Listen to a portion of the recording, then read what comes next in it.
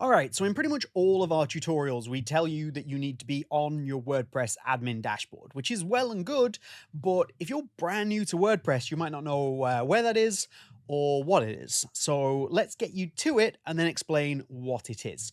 So the easiest way to get to it is if you have your domain name, you can pop that into the bar at the top, and then all you have to do is add in WP admin, just like that, and press enter.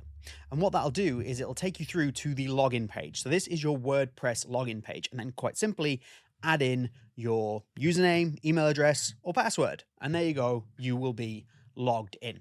If you want to see a full video on how to log into WordPress, I will link that at the end. But this is pretty much the easiest way, and it's going to work for everybody. Everybody, he says. And there you have it. You are now on the WordPress admin dashboard. This is the main dashboard.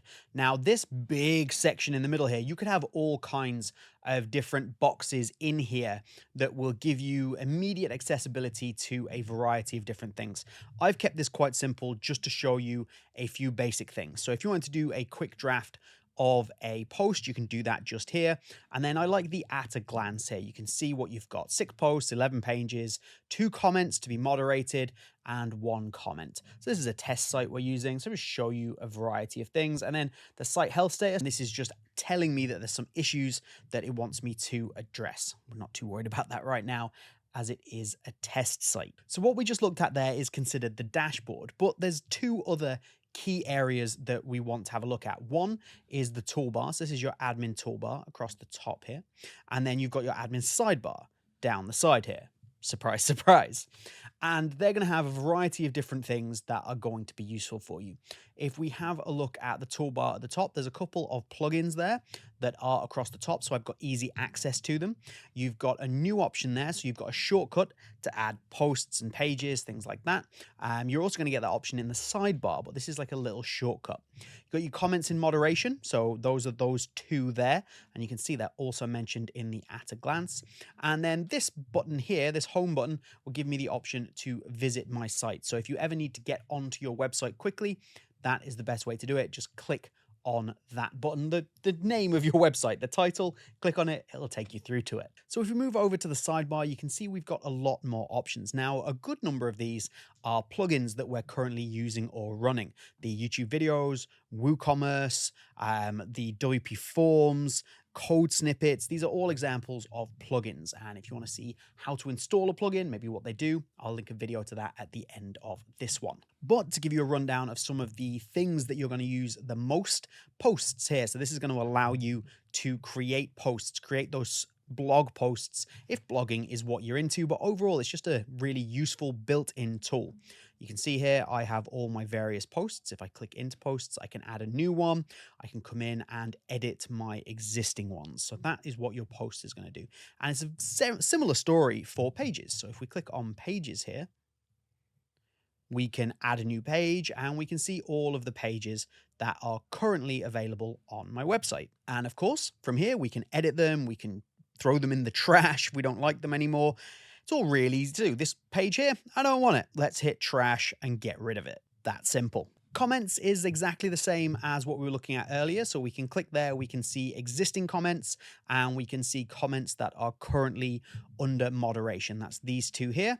And this is the starting comment. You'll all pretty much get this from WordPress, just a starting comment to get used to moderating, editing, and deleting comments. You've got media. If we come up here, and this is going to be your media library. This is everything that you've currently added. Now you can add new media files whenever you want. You can come up here and do that. You click add a new media file. You can drag and drop something new in there, or you can select and upload something from an area on your computer. But this is everything that I've uploaded so far onto this test site to use when building it. And this is just a variety of things that you can use at any point when you're editing using the block editor or the classic editor. It doesn't matter. Also super important, you've got your users. So if we click on users here, this is where you can start to add new users. You can see here we've got administrators, we've got editors. So as your website builds and you need more roles, more people to do different things, then this is where you can start to add them and assign those roles. And you can even start to edit and moderate those roles. Again, if you want information on some of those roles, I will link another video at the end. You can have plenty of watching to do to get yourself up to date with all of the terms and all the things you need to know in order to get yourself running to the highest level on WordPress. You are obviously here learning about the WordPress admin area because you are trying to build the best possible WordPress website for you or for your business. However, a lot of people just don't have time for that. So